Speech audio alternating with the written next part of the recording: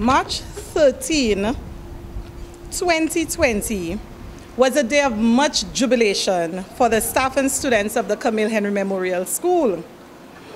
This was intra-district sports, and the Camille Henry Memorial School athletes were extraordinary, zealously placing first and second, and in a few instances third, in every race on the grounds.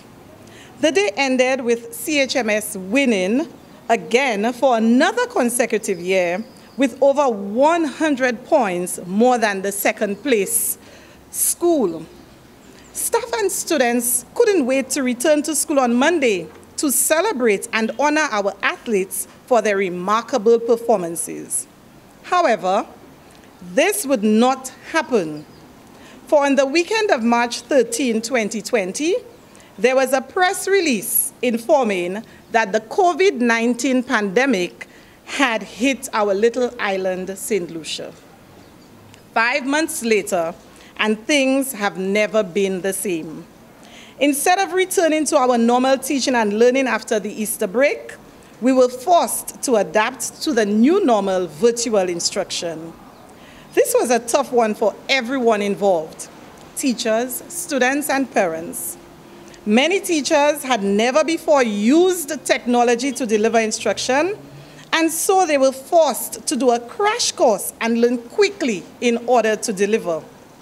Many parents did not have access to devices or were not familiar with the platforms such as Zoom, Edmodo, and the Google Classroom, which was some of the common platforms used by teachers, and this too posed a serious challenge to students and teachers.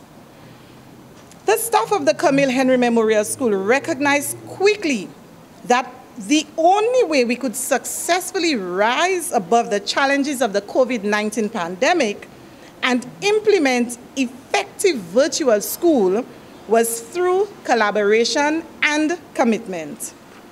Hence, when Dr. Didicus Jules, Director General of the OECS Commission, made contact with me, informing me that the children of staff members of the Commission were encountering challenges with their virtual classes, and he made the request for the children of those employees of the Commission to join the Camille Henry Memorial School's virtual classes, I did not hesitate to have them on board because I knew my teachers fully understood the importance of collaboration for the success of all children, not only locally, but regionally and internationally.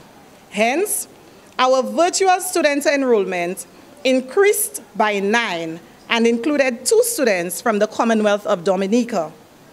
From the evaluation and reports given, the experiences acquired by the students were rich and fulfilling. And we, the staff of the Camille Henry Memorial School, are grateful that we agreed to be part of this collaboration. Today, the world still faces this dreadful COVID-19 pandemic, and so we are unable at this time to return to school as normal. We are continuously being advised by the World Health Organization and our Chief Medical Officer that there are protocols we must follow in order to keep us safe from the disease. This includes wearing of personal protective equipment, which comprises of masks and face shields, to name a few.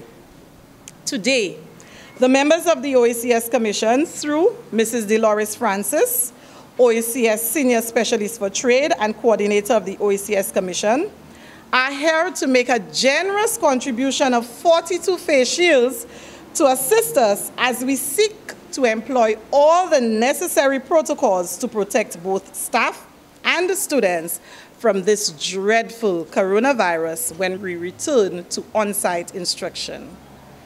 This contribution will greatly assist in offsetting the huge financial burden on the school in preparation for the reopening, while ensuring all safety protocols are in place.